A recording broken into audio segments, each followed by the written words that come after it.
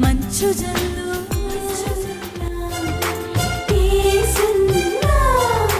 మేఘనాథుడై వచ్చుచున్న మేఘారూఢుడా, రెండంచుల ఖడ్గమును నోట ధరించిన వాడా, మృత్యువునకు మృత్యులోకముకు అధికారి అయిన వాడా, యుగ యుగములో సజీవుడైన వాడా, ఏడు దీప స్తంభముల మధ్య సంచరించువాడా, మృతుడై మరలా బ్రతికిన వాడా, అగ్ని జ్వాలల వంటి కన్నులు కలిగిన వాడా, అపరంజని పోలిన పాదములు కలిగిన వాడా, దావీదు తనయా హోసన్నా, యూదుల రాజా యేసన్నా, యేసన్నా, యేసన్నా. యేసు నామంలో మీకు శుభములు సమృద్ధిగా కలుగునుగాక.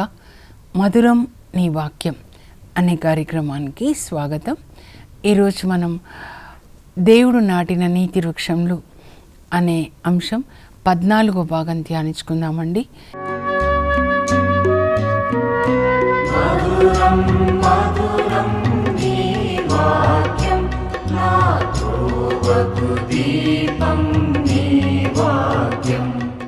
ఈరోజు దేవుడు నాటిన నీతి వృక్షం ఇజ్రాయెల్ దేశంలో ఎలీషా ఎవరంటే ఏలియా యొక్క శిష్యుడండి. 5 సంవత్సరాలు తన గురువుగారు ఏలియాకి సేవ చేస్తాడు. ఇంకా దేవుడు అతనికి ఏలియా అభిషేకానికి 2 అంతల అభిషేకం ఇస్తారనమాట. చూద్దామండి.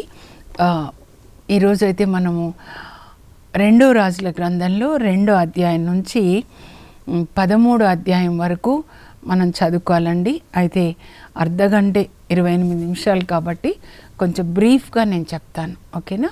మరి ఈ ఎలీషాని ఏలియా ఎప్పుడు అభిషేకిస్తాడంటే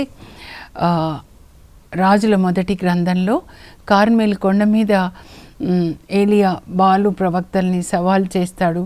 తర్వాత ఆయన ప్రార్థించినప్పుడు దేవుడు అగ్నిని పంపించి బలిని దహించి వేస్తాడు. తర్వాత ఇంకా బాలు ప్రవక్తల్ని చంపేస్తాడు కూడా, ఎందుకంటే మళ్ళా ప్రజల్ని విగ్రహారాధనకి ప్రోత్సహించకూడదని. ఆ తర్వాత 19వ అధ్యాయంలో జెజబెల్కి వెళ్ళి చెప్తాడనమాట, రాజు ఈరోజు తెలుసా ఏలియా ఎట్లా చేశాడు, ప్రార్థిస్తే ఎట్లా అగ్ని వచ్చింది తెలుసా, మీ ప్రవక్తలు ప్రార్థిస్తే ఏం రాలేదని పాపం అమాయకంగా చెప్తాడు. ఆమెలో నుంచి ఇట్లా డెవిల్ బయటికి వచ్చేస్తుంది. ఇంకా ఏలియాకి ఒక మెసేజ్ పంపిస్తుంది అనమాట, ఈరోజు నువ్వు నా ప్రవక్తల్ని ఎట్లా చంపావో రేపు ఈ పాటికి నేను నిన్ను చంపకపోతే దేవతలు నా ప్రాణాన్ని బలిగొందురుగా కానీ ఇలా ఒక మెసేజ్ పంపిస్తుందండి. ఇంకా ఆ రాణి మాటలకి జెజబెల్ మాటలకి ఏలియా భయపడ్డాడంట. అహబ్రాజ్కి భయపడలేదు, 450 మంది బాలు ప్రవక్తలకి భయపడలేదు, కానీ జెజబెల్ రాణికి. అంటే అలాంటి జెజబెల్ స్పిరిట్ అన్నమాట, సైతాన్ యొక్క పుత్రిక. మీరు చూసారా, కొంతమంది అధికారంలో ఉన్న మగవాళ్ళకి భయపడరు కానీ ప్రక్కన ఉన్న లేడీకి భయపడతారనమాట. అంటే జెజబెల్ స్పిరిట్ అనమాట అది. ఆయన భయపడి పారిపోతాడండి. అయితే దేవుడు చెప్తారు, ఏదో ఎక్కడ పారిపోతావు నువ్వు, కొండ మీదకి రా, నేను నీతో మాట్లాడాలని. హోరేబు కొండ అంటే సినాయి పర్వతానికి మరో పేరండి. ఎక్కడైతే దేవుడు మోషేతో మాట్లాడారో ఏ పర్వతం, ఆ పర్వతం మీద దేవుడు ఆయనతో మాట్లాడతారనమాట. నీవు చేయవలసిన పనులు ఇంకా 3 ఉన్నాయి. నిన్న చెప్పాను కదా, జెహూ అనే కింగ్ని ఇజ్రాయెల్కి రాజుగా, హసాయేల్ని సిరియాకి రాజుగా, మరి నువ్వు పరలోకానికి రావాలి కదా, నీ స్థానంలో ఎలీషాని నీవు ప్రవక్తగా అభిషేకించు. ఇప్పుడు అది చెప్పబోతున్నా అండి, ఎలా అభిషేకించాడు. 1 రాజులు 19 నుండి 21 వరకు అండి. ఎలీషా అని వెతుకుంటూ వెళ్తాడనమాట. ఏలియా దేవుడే నడిపిస్తాడు ఆయనని. వెళ్ళేసరికి ఎలీషా ఏం చేస్తున్నాడంటే పొలంలో అరక దున్నుతూ ఉన్నాడండి. ఇంకా 12 అరకలతో పొలాన్ని దున్నిస్తున్నాడంట. అంటే ఎంత ధనికుడో మీరు ఊహించుకోండి. 11 అరకలు 11 మంది పనివాళ్ళు దున్నుతుంటే ఈయన కూడా ఒక అరక దున్నుతున్నాడు అనమాట. దేవుని పిలుపు ఎప్పుడు పని చేసే వాళ్ళకే వస్తుందండి. మోషే గొర్రెలు కాయిచుండగా, దావీదు గొర్రెలు కాయిచుండగా అలా అన్నమాట. ఇంకా అప్పుడు ఏలియా ఏం చేస్తాడంటే ఎలీషా దగ్గరికి వెళ్ళి పొలం దున్నుతుంటే ఆయన చొక్కా తీసి ఎలీషా కప్పేస్తాడు. అంతే, ఎలీషాకి ఏలియా అభిషేకం వస్తుంది అన్నమాట. ఇంకా వెంటనే ఏలియా వెళ్ళిపోతుంటే ఇలా కప్పేసి వెళ్ళిపోతాడు అంతే. అప్పుడు ఎలీషా ఏలియా వెంట పరిగెత్తి నేను ఇంటికి వెళ్ళి మా తల్లిదండ్రులకి చెప్పి వాళ్ళ దగ్గర సెలవు తీసుకొని వస్తాను, చూడండి ఎంత మంచి వ్యక్తి అలాగే అని ఏలియా చెప్తాడు. అలా తల్లిదండ్రుల దగ్గర సెలవు తీసుకొని ఇంకా ఏలియాకి శిష్యుడవుతాడు. అక్కడి నుంచి మీరు చూడాలి 19వ అధ్యాయం 19వ వచనం 1 రాజుల గ్రంథం. అక్కడి నుంచి ఇంకా 5 సంవత్సరాలు ఏలియాకి సేవ చేస్తాడండి. 2వ రాజుల గ్రంథం 11 ఉంటుందన్నమాట. అయితే ఈ 5 సంవత్సరాల్లో తన గురువుని ఆయన గమనిస్తూ ఉన్నాడు, సేవ చేస్తూ అన్నమాట. ఎలా దేవుడు చెప్పింది చేస్తున్నాడు, ఎలా దేవుని సన్నిధిలో ఉంటాడు. ఏలియా జీవితంలో ఈ లోకం ఏదీ లేదు, దేవుడు ఆయన ఎప్పుడు దేవుని సన్నిధిలో అన్నమాట. అదంతా గమనిస్తున్నాడు. ఎంత అగ్ని నా గురువు గారికి. ఒక్క ఏలియా ఇజ్రాయెల్ దేశాన్ని అంతటిని కూడా దేవుని వైపు తిప్పుతాడనమాట. అంత అభిషేకాన్ని ఆయన కలిగి ఉంటాడు. అయితే ఇప్పుడు మన 2వ రాజుల గ్రంథంలోకి వస్తామండి. 2వ రాజుల గ్రంథం 1వ అధ్యాయం వరకు ఏలియాను గురించే ఉంటుందన్నమాట. ఇప్పుడు దేవుడు ఆయనతో చెప్తారు, 2వ రాజులు 2వ అధ్యాయం. ఇలా ఎందుకు చెప్తున్నా అంటే మీకు ఇక్కడ వెళ్ళాలి అని అనమాట. మళ్ళా చెప్తే ప్రతీది కూడా బైబిల్ గ్రంథం 7 సార్లు మీరు చదవాలండి. అప్పుడు ఇక్కడ లోపలికి వెళ్తుంది అనమాట. లేకపోతే ఇక్కడి నుంచి ఇక్కడే, అసలు ఇక్కడికి కూడా వెళ్ళదు కొన్నిసార్లు. ఇంకా 2వ అధ్యాయానికి వచ్చినట్లయితే 2వ రాజుల గ్రంథంలో ఏలియా ఎలీషాలు ఇద్దరూ నడుస్తున్నారు. ఎప్పుడు గురువుగారు వెనకాలే యేసుప్రభుని పేతురు యోహాను ఎలా శిష్యులు అనుసరించారో ఆ విధంగా అన్నమాట. తిమోతి ఎలా పౌలుని అనుసరించాడో ఆ విధంగా అలా వెళ్తూ ఉంటే ఏలియా చెప్తాడు, ఇంకా ఇక్కడ ఆగిపో. ఇద్దరు గిల్గాల్ నుంచి బయలుదేరుతారనమాట. ఇప్పుడు ఈ యోర్దాన్ నది ఇది అనుకోండి, ఇక్కడ గిల్గాల్ ఉంటుంది.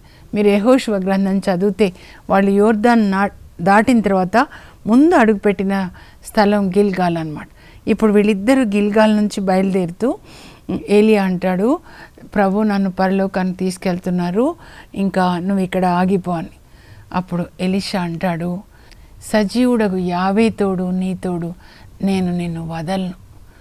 నా గురువుగారు, నా గురువా, నేను నిన్ను వదలనయ్యా, నువ్వు ఎక్కడ వెళ్తే నేను అక్కడే వస్తాను. అప్పుడు ఇంకా గిల్గాల్ నుంచి వాళ్ళు బేతేలు వెళ్తారండి. బేతేలు వెళ్ళిన తర్వాత ఏలియా మళ్ళీ చెప్తాడు, ప్రభు నన్ను ఎరికో వెళ్ళమన్నాడు, నువ్వు ఇక్కడ ఆగిపో. యావే తోడు నీ తోడు, నేను నీతోనే వస్తాను. అప్పుడు అక్కడి నుంచి వాళ్ళు ఎరికో వస్తారు. గుర్తుంది కదా, గిల్గాలు, బేతేలు, ఆ తర్వాత ఎరికో. అక్కడి నుంచి నువ్వు ఇక్కడ ఆగిపో, ప్రభు నన్ను యోర్దాన్ వెళ్ళమన్నారు. నేను నీతోనే వస్తాను. అప్పుడు యోర్దాన్ నది ఇట్లా ఉంటుందన్నమాట. అప్పుడు ఏలియా ఏం చేస్తాడు చూడండి, తను వేసుకున్న అంగి తీసేసి ఇట్లా చుట్టి ఇలా కొడతాడనమాట యోర్దాన్. కొట్టగానే యోర్దాన్ నది రెండుగా అయిపోయి దారి వచ్చేస్తుందండి. అప్పుడు వాళ్ళిద్దరూ పొడి నేల మీద నడుస్తూ వెళ్తారనమాట. యోర్దాన్ దాటుతారు, ఇవల వైపుకి వచ్చేస్తారు. అప్పుడు అడుగుతాడు ఏలియా, ప్రభు నన్ను పరలోకానికి తీసుకొని పోకముందు నీకేం కావాలో కోరుకో, నేను నీకేం ఉపకారం చేయాలి, ఎందుకంటే 5 సంవత్సరాలు నాకు సేవ చేశావు, ఒక కొడుకు తండ్రికి చేసినట్లుగా అనమాట. నీకేం కావాలో కోరుకో అంటే ఎలీషా అంటాడు, గురువుగారు నీ శక్తిలో, నీ అభిషేకంలో నాకు 2 అభిషేకం కావాలి. ఎంత అభిషేకం! పరలోకం నుంచి అగ్ని దిగి వచ్చేంత, ఆకాశాన్ని మూసేయడం, వర్షం లేకుండా మళ్ళీ ప్రార్థిస్తే వర్షం రావడం కదా, నాకు ఆ అభిషేకం, నీ అభిషేకంలో 2 కావాలి. అమ్మో, చాలా కష్టమైన కోరిక కోరుతున్నావు, అయినా కూడా నేను పరలోకానికి పోవడం నువ్వు చూసావంటే నీ కోరిక నెరవేరుతుంది అని ఇద్దరు అలా యోర్దాన్ దాటిన తర్వాత ఇద్దరు అలా మాట్లాడుకుంటూ నడుస్తున్నారు. అంతే, పరలోకం నుంచి అగ్ని గుర్రాలు నడిపే అగ్ని రథం వస్తుందండి. అందులో అగ్ని ఏంజిల్స్ ఉంటారు, ఫైరీ ఏంజిల్స్ అన్నమాట. అప్పుడు సుడిగాలి ఇంకా ఏలియాని ఇలా తీసుకొని అగ్ని రథాల్లో కూర్చోబెడుతుంది. అప్పుడు అలా వెళ్ళిపోతుంటే బట్టలు చించుకొని బాధతో ఏడుస్తాడు. తండ్రి తండ్రి, ఇజ్రాయిళ్లకు ప్రబల సంరక్షకుడు అయిన తండ్రి వెళ్ళిపోతున్నావా అని ఎలీషా ఏడుస్తాడండి. అప్పుడు ఆ అగ్ని రథాల్లోంచి ఏలియా అంగి కింద పడుతుందండి. అప్పుడు ఆ అంగీని తీసుకుంటాడనమాట. ఎందుకు ఆ అంగి పడిపోయిందంటే పరలోకానికి వెళ్ళే వాళ్ళకి దేవుడు మహిమ వస్త్రాలను ఇస్తారనమాట.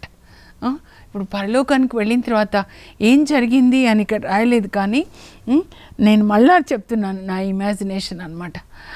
పరలోకంలో దూతలు అందరూ అడుగుంటారు పరలోక తండ్రిని, మీరు ఎప్పుడు ఎవరికి పంపించలేదు కదా అగ్ని రథాలని, ఎందుకు ఈరోజు ప్రత్యేకంగా పంపిస్తున్నారంటే, ఈరోజు ప్రత్యేకమైనటువంటి నా దైవజనుడు వస్తున్నాడు, నా కొరకు అగ్నిలాగా మండి ఇజ్రాయెల్ దేశాన్ని అంతటిని కూడా నా వైపు తిప్పాడు. జెజబెల్ని సవాల్ చేసే ధైర్యం ఎవరికి లేని రోజులలో ధైర్యంగా నా కోసం నిలబడ్డాడు. అందుకనే స్పెషల్ అగ్ని రథాలు అన్నమాట. దేవుని బిడ్డలకి స్పెషల్ అండి.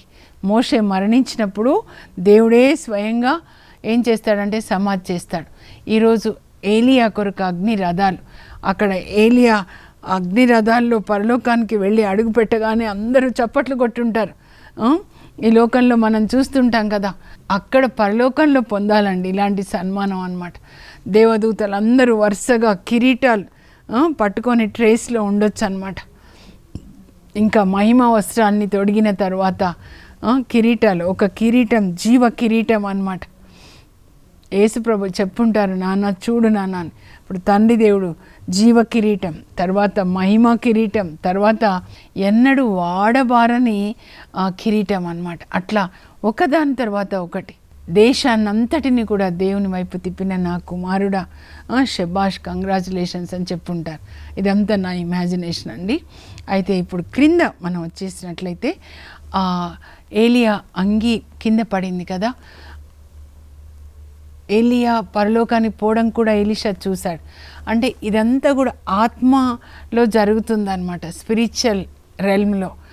ఈ ఆత్మ కన్నులతోనే ఆ అగ్ని రథాలని చూస్తాడు. ఈ కన్నులతో కింద వాటిని చూస్తామండి, కానీ పరిశుద్ధ ఆత్మ పొందిన వాళ్ళు పరిశుద్ధాత్మ కన్నులతో ఇవన్నీ చూపిస్తాడనమాట. అప్పుడు ఎలీషా చూశాడు కదా, అప్పుడు అంటే ఆయనకి 2 అంతల అభిషేకం వచ్చిందనమాట. ఈ ఏలియా అంగిని తీసుకుంటాడు. తీసుకొని ఇప్పుడు మళ్ళీ యోర్దాన్ నది దాటి ఇటు రావాలి కనుక ఇందాక ఏలియా ఎలా చేశారు గురువుగారు, అంగిని తీసుకొని ఇలా కొట్టగానే యోర్దాన్ 2గా చీలిపోయి దారి వస్తుంది కదా. ఎలీషా కొట్టగానే కూడా ఇంకా యోర్దాన్ నది 2గా చీలుతుంది. ఆ నదిలో పొడి నేల మీద నడుస్తూ వస్తుంటే అక్కడ ప్రవక్తలు ఉంటారు, ప్రవక్తల సమాజం. ఇంకేంటి వాళ్ళు ఇందాక చూసారు, ఇప్పుడు కూడా చూస్తారనమాట. ఇంకేంటి ఏలియా అభిషేకం ఎలీషాకు వచ్చింది. మనలో దేవుని అభిషేకం వచ్చినప్పుడు అండి ఆ అభిషేకం ప్రజల్ని ఆకర్షిస్తుంది అనమాట. అందుకే యేసుప్రభు ఎక్కడ వెళ్ళినా కూడా ప్రజలు 4,000 5,000 ఎందుకు వస్తున్నారు? ఆయనలో దేవుని యొక్క అభిషేకం. అభిషేకం అంటే ద పవర్ ఆఫ్ గాడ్ అన్నమాట. దేవుని యొక్క శక్తి పొంది ఆ దేవుని శక్తితో అద్భుతాలు చేయడం, మన శక్తితో కాదు, ఈ శరీరంతో కాదనమాట. ఆయనకి అభిషేకం రాగానే ఇప్పుడు ఆయన ఎరికోకు వస్తాడండి. ఎరికోకు రాగానే ప్రజలు ఆయన దగ్గరకు వస్తున్నారు చూడండి. పరిశుద్ధ ఆత్మ శక్తి, దేవుని శక్తి ఎవరి దగ్గర ఉంటే ప్రజలు వస్తారు స్వస్థత కొరకు, వాక్యం వినడానికి, దయ్యాల్ని నుంచి విడుదల పొందడానికి. అప్పుడు వాళ్ళు చెప్తారు, అయ్యా ఎంత బాగుంటుంది, బ్యూటిఫుల్ సిటీ ఎరికో, it's a city of palms అన్నమాట. ఖర్జూరపు వృక్షాలతో చాలా అందంగా ఉంటుందని మేము చూసాం. అయితే కానీ నీళ్ళు మంచిది కాదయ్యా, ఈ నీళ్ళు తాగితే స్త్రీలకు అబార్షన్ అవుతుంది అంటే అప్పుడు కొత్త పిడతలో కొంచెం ఉప్పు తీసుకొని రమ్మని చెప్పి ఆ ఉప్పు అక్కడ ఎక్కడైతే నీళ్ళు వస్తున్నాయో ఆ బుగ్గ స్ప్రింగ్ దగ్గర వేస్తాడు. వేసిన తర్వాత అప్పుడు చెప్తాడనమాట, ఈ నీటిని నేను ఇప్పుడు శుద్ధి చేశాను కనుక ఇప్పటి నుంచి ఇంకా ఎవరికి చావు కానీ అబార్షన్ కానీ జరగదని చెప్తాడనమాట. ఇది ఎలీషా చేసిన 2వ అద్భుతం అనుకోవచ్చు. ఎందుకంటే యోర్దాన్ నదిని 2గా చీల్చాడు కదా, ఇప్పుడేమో నీటిని శుద్ధి చేశాడు ఎరికోలో. ఈ ఎలీషా లైఫ్ ఎట్లా ఉంటుందంటే ఏలియా లాగా కాదండి. ఏలియా ఎప్పుడు పోరాటం, దయ్యపు శక్తులతో, జెజబెల్తో, ఆయన లైఫ్ అహబ్ రాజులతో, తర్వాత అహబ్ పెద్ద కొడుకు అహస్య, వీళ్ళతో పోరాటం. కానీ ఈయనది చాలా పీస్ఫుల్గా ఉంటుంది అన్నమాట. దావీద్ జీవితం అంతా పోరాటం, సొలొమోన్ అంతా పీస్ఫుల్. ఈయన కూడా పీస్ఫుల్గా రాజులు వస్తారు, ప్రజలు వస్తారు, అందరికీ కూడా అద్భుతాలు చేస్తాడు ఆయన దగ్గరికి వచ్చిన వాళ్ళకి. ఒక యేసు ప్రభులాగా ఓల్డ్ టెస్టమెంట్లో అన్నమాట. ఇంకా అయితే అక్కడి నుంచి బేతేల్కి వెళ్తుంటాడు. ఎరికో నుంచి వెళ్తుంటే అక్కడ ఊరి బయట పిల్లలు ఆడుకుంటుంటారండి పాపం. 42 చిల్డ్రన్ అనమాట. వాళ్ళు మౌనంగా ఉండొచ్చు కదా. ఎలీషా అట్లా వెళ్తుంటే ఏ పో పో పో పో బట్టతల అని ఎగతాళి చేస్తారు. కోపం వచ్చి శపిస్తాడండి. అంతే ఆ పిల్లలు ఎలుగు బంటులు వచ్చేసి ఆ పిల్లల్ని చంపేస్తాయండి. అదొక్కటి పాపం చాలా బాధ అనిపిస్తుంది. కానీ మనం ఏం నేర్చుకోవాలంటే పెద్దవాళ్ళని ఎగతాళి చేయొద్దు, దైవజనులను ఎగతాళి చేయొద్దు, అది నేర్చుకోవాలి. గౌరవించాలి, అందరినీ గౌరవించడం నేర్చుకోవాలి. తర్వాత మనం 4వ అధ్యాయానికి వచ్చేద్దామండి. ఎందుకంటే చాలా ఉంది ఎలీషా గురించి చెప్పాలని, కానీ చివరిది మాత్రం చెప్తాను. ఎలీషా మరణించిన తర్వాత ఏమవుతుందో, జీవంతో ఉన్నప్పుడు ఎన్ని అద్భుతాలు, దేవుని యొక్క అభిషేకం, అంటే దేవుడు మనలో ఉన్నప్పుడు పరిశుద్ధాత్మ, ఇప్పుడైతే తండ్రి కుమార పరిశుద్ధాత్మలు మనలో జీవిస్తూ మన ద్వారా దేవుడు తన పనిని లోకంలో తన రాజ్యాన్ని స్థాపిస్తాడు. ఆయనకు ఒక శరీరం కావాలి, పని ఆయన చేస్తాడనమాట. అందుకే మన దేహాన్ని దేవుని మహిమ కోసం అర్పించాలి, కానీ సైతానికి అర్పించకూడదు. ఇప్పుడు 4వ అధ్యాయానికి వచ్చినట్లయితే విధవరాలి ఇంట్లో నూనె పెరుగుతుందండి. ఆమె వచ్చి అడుగుతుంది, అయ్యా అప్పుల వాళ్ళు వచ్చి మీ పిల్లల్ని తీసుకెళ్తాం, 2 కొడుకులు ఉంటారు, 8 సంవత్సరాలు అట్లా అనుకోండి, 6 సంవత్సరాలు మా ఆయన అప్పు చేసి చనిపోయాడు, మీ పిల్లల్ని తీసుకెళ్తామంటున్నారంటే అప్పుడు ఎలీషా అడుగుతాడమ్మా, మీ ఇంట్లో ఏముందంటే కొంచెం దుత్తలో నూనె ఉందయ్యా, ఓలివ నూనె. ఆ దేశంలో ఎక్కువ ఓలివ తోటలు ఉంటాయండి. అందువల్ల వాళ్ళు ఓలివ నూనె తాగుతారు. అందువల్ల వాళ్ళు ఓలివ నూనెనే వంటల్లో కానీ అలా ఊరికే కూడా తీసుకుంటారండి. అందుకే చాలా ఆరోగ్యంగా ఉంటారనమాట ఇజ్రాయెల్ దేశంలో. ఇంకా ఓలివ నూనె ఉంది అని చెప్తే అమ్మ చుట్టుప్రక్కల ఇండ్లలో నుంచి ఖాళీ దుత్తలు పోగు చేసి ఆ దుత్తల్లో పోయేమని చెప్తే అలాగే చేస్తుందండి. అది పెరుగుతూ ఉంటుంది అన్నమాట. అప్పుడు ఆయనకు వచ్చి చెప్తుంది, అయ్యా మీరు చెప్పినట్లే చేశాను, ఎన్ని దుత్తలు ఉన్నాయో అవి నిండే వరకు కూడా నూనె మరి అలా అని పెరుగుతూనే ఉంది, నిండిన తర్వాత ఆగిపోయిందంటే ఇప్పుడు అదంతా అమ్ముకొని అప్పులు తీర్చుకోమ్మా, ఇంకా కొంత డబ్బు మిగులుతుంది, ఆ డబ్బుతో నీవు నీ కొడుకులు సుఖంగా ఉండండి. ఒక సమస్య వచ్చినప్పుడు దేవుడు చెప్పిన పరిష్కారాన్ని చెప్తూ ఉన్నారండి. అట్లా చాలా అద్భుతాలు చేస్తారు. ఇంకా రొట్టెలు ఒక 20 రొట్టెలు 100 మందికి పంచమని తన సేవకుడికి గెహాజీకి చెప్తే, ఎలా పంచాలి 20 రొట్టెలు 100 మంది కంటే, నువ్వు పంచు, ప్రభు చెప్తున్నారు, వాళ్ళు తిన్న తర్వాత ఇంకా మిగులుతాయని. అలాగే 100 మంది అనమాట సెమినేరియన్స్. అప్పుడు వాళ్ళకి రొట్టెలు పంచిన తర్వాత ఇంకా మిగులుతాయి. ఈ సమూవేలు ప్రవక్త కానీ ఎలీషా ప్రవక్త వీళ్ళందరూ ప్రవక్తల సమాజం అంటే స్కూల్ని నడుపుతారండి. స్కూల్ ఆఫ్ ప్రాఫిట్స్ అంటే వీళ్ళ తర్వాత ప్రవక్తల్ని వాళ్ళు ట్రైన్ చేస్తారనమాట. చాలా ముఖ్యమైనది. మనం కూడా మన పిల్లల్ని ఏదో అలా ట్రైనింగ్ చేయాలి. దేవుని కొరకు మన పిల్లల్ని పెంచాలి. హన్నా ఎలా పెంచింది, ఇలా ఎలీషాలు రావాలన్నమాట. ఇంకా ఒకసారి ప్రక్కన దేశపు సిరియా దేశపు సైన్యాధికారి వస్తాడు, కుష్ఠ అండి ఆయనకి, నామానికి. 7 సార్లు యోర్దాన్ నదిలో మునుగు, నీకు స్వస్థత అంటే అలాగే మునుగుతాడు, స్వస్థత అవుతుంది. ఆయన కానుకలు తీసుకొస్తాడు, వెండి బంగారు నాణాలు పట్టుబట్టలు తీసుకోండి అయ్యా అంటే, నీ కానుకలేవి నాకు అక్కర్లేదు అంటాడు. యావే తోడు, నీ కానుకలేవి నాకు అక్కర్లేదు. ప్రభు చెప్పారు, ఎప్పుడు నాకు ఇది చెప్తారు, సేవలో డబ్బు సంపాదించుకోవడము, కీర్తి సంపాదించుకోవడము, నా వల్ల స్వస్థత అయింది, నేను ప్రార్థిస్తే ఇలా అయింది, లేకపోతే కానుకలు పుచ్చుకోవడము ఎప్పుడూ చేయకూడదు. నీ చేతులు మిస్టర్ క్లీన్ లాగా ఉండాలి అని సమూయేలు కూడా చెప్తాడు కదండి. ఆయన 40 సంవత్సరాలు జడ్జిగా ఉండి, నేను ఎప్పుడైనా మీ వస్తువులు లంచం తీసుకున్నానని లేదు అంటారు. యావే సాక్షి, రాజు సాక్షి.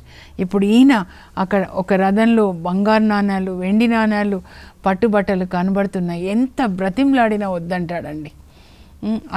ఎందుకంటే ఆయన దగ్గర ఉన్న ఆస్తి దేవుని అభిషేకం, అదే ఆస్తి అన్నమాట.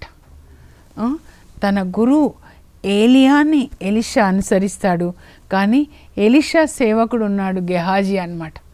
యూదా ఇస్కారియోతు యేసు ప్రభు దగ్గర ఉన్నట్లు ఉండడం గురువు గారి దగ్గర ఉంటాడు, హృదయం నిండా ధనాశ. సేమ్ యూదా ఇస్కారియోతు కూడా ఉండడం ఇక్కడ యేసు ప్రభుతో, కానీ హృదయంలో ఏముంది అనేది చాలా ముఖ్యం.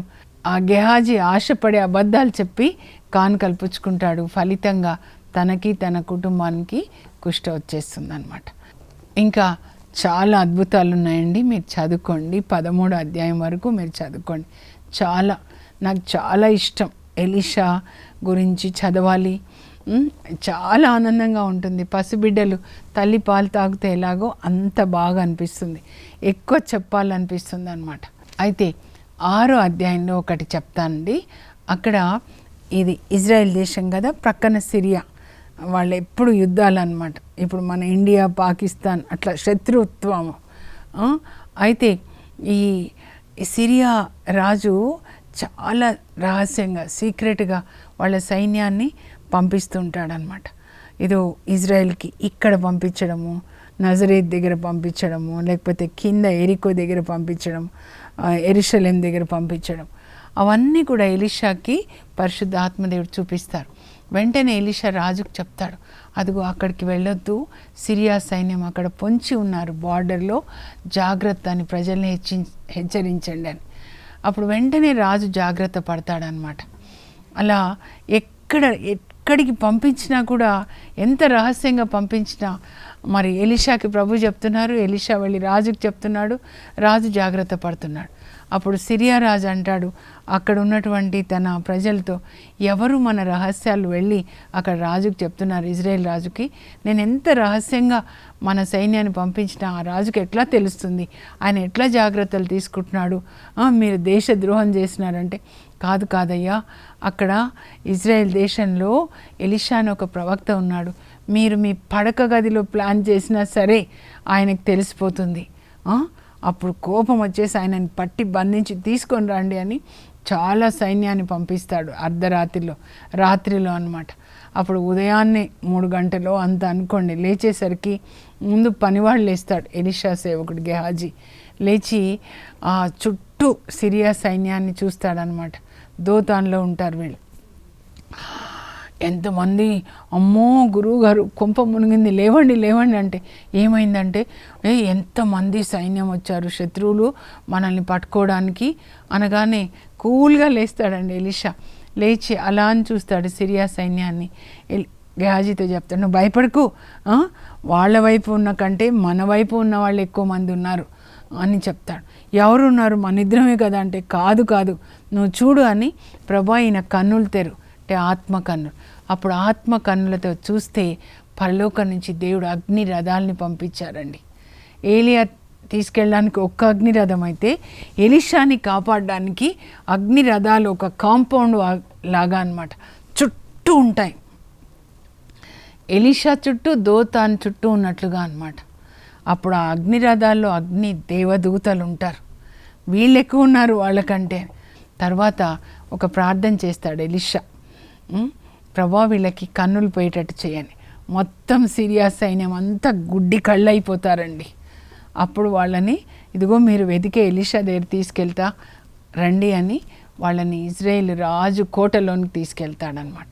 అబ్బా, రాజు అక్కడికి వెళ్ళిన తర్వాత మళ్ళీ కళ్ళు వచ్చును కాక అంటే వచ్చేస్తాయన్నమాట. ఇంకా రాజు వీళ్ళందరినీ చంపేనంటే ఎలీషా చెప్తాడు, వద్దు, యుద్ధంలో మీరు గెలిచి జయించినా కూడా ఆ సైనికులను కూడా చంపొద్దు, వీళ్ళకి కడుపు నిండా అన్నం పెట్టి తిరిగి పంపించండి అని చెప్పుంటాడు. మీరు వెతికే ఎలీషాని నేనే అని. అయితే నా పాయింట్ ఏంటంటే, ఈ సిరియా సైన్యం అంటే పిచాచులు అన్నమాట. ప్రభా వీళ్ళకి కన్నులు పోయేటట్లుగా చెయ్యండి, ఈ త్రాగుడు పిచాచులు ఏమేమైతే ఉన్నాయో, విందులు, వ్యభిచారము, ధనాశ, ఏ పిచాచులు మనుషుల్ని నాశనం చేస్తున్నాయో వాటికి కన్నులు పోనుగాక, వాటికి పక్షవాతం వచ్చును గాక, అవి పని చేయకుండాను గాక, వాటి బలం బొమ్మైపోవును గాక అని మనం ఆ వాక్యం పట్టుకొని చదవాలి. 2 రాజులు 6:17 అనమాట. సో ఇంకా టైం అయిపోయిందండి. తర్వాత ఇంకా జబ్బు చేస్తుందండి ఎలీషాకి. ఆయన మరణిస్తాడు, సమాధి చేస్తారు. అయితే ఒకసారి ఎలీషా మరణించిన తర్వాత ఇంకొక వ్యక్తి ఎవరో మరణిస్తారు మామూలుగా. అప్పుడు ఆయన శవాన్ని మోసుకొని సమాధుల దగ్గర తీసుకెళ్తున్నారు ఇజ్రాయేల్ ప్రజలు.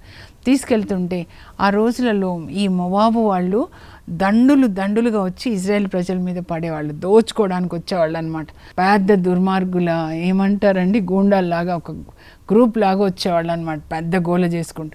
వీళ్ళు ఇట్లా శవాన్ని మోసుకొని సమాధుల దగ్గరికి వచ్చేసారు. అటు నుంచి వాళ్ళు మోవాబు దండు రావడం చూసి వామ్మో అని భయపడి ఏం చేస్తారు, ఆ శవాన్ని ఇట్లా పడేస్తారు. అది పోయి ఎక్కడ పడుతుందంటే ఎలీషా సమాధిలో పడుతుంది. అక్కడ ఏముంటాయంటే ఎముకలు మాత్రం ఉంటాయి. ఎలీషా మరణించి చాలా రోజులు అవుతుంది. ఈ శవానికి ఎలీషా ఎముకలు తాకగానే ఆయనకి జీవం వచ్చేస్తుందండి. జీవం వచ్చేసి ఆయన కూడా ఆగండి నేను కూడా మీతో వస్తా. నేను ఇది ఊహించుకుంటే వాళ్ళకి ఎంత భయం వేసి ఉంటుందో. అటు చూస్తే మోవాబు దండు, ఇటు చూస్తే శవం లేచి పరిగెత్తుకొని వస్తుంది అనమాట. అంటే ఆయన ఎముకల్లో కూడా దేవుని జీవం అన్నమాట. అంతగా దేవుడే వాళ్ళలో ఉన్నారు. అలా దేవుని కొరకు ప్రకాశించారండి ఏలియా ఎలీషాలు అన్నమాట. అలాంటి వాళ్ళు మనకి కావాలండి. ఇప్పుడు ముఖ్యమైనటువంటి పాయింట్స్ చదువుతాను, మీరు స్క్రీన్ మీద చూసి రాసుకోండి. దేవుడు నాటిన నీతి వృక్షంలో ఎలీషా ఏలియా యొక్క సేవకుడు. ఏలియా ఎలీషాను అభిషేకించుట. ఏలియా ఎలీషాల తుది ప్రయాణం గిల్గాలు, బెతేలు, ఎరికో, యోర్దాను నది. ఏలియా స్వర్గంనకు కొనిపోబడుట. ఎలీషా 2 వంతుల అభిషేకంను పొందుట. ఎలీషా అద్భుతములు. యోర్దాను నది 2గా చీలిపోవుట. ఎరికో నీరు శుద్ధి అగుట. విధవరాలింట నూనె పెరుగుట. షూనేము వనితకు కుమారుడు జన్మించుట.